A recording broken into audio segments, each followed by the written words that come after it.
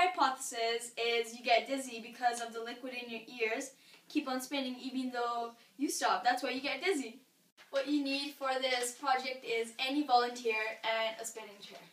Inside your ears are tubes filled with liquid. The liquid moves when you move, telling your brain what position your body is in. When you spin, the liquid also spins. The liquid continues to spin after you stop. Your brain thinks you're still spinning, so you continue to feel that everything is going in circles until the liquid stops moving. Stop.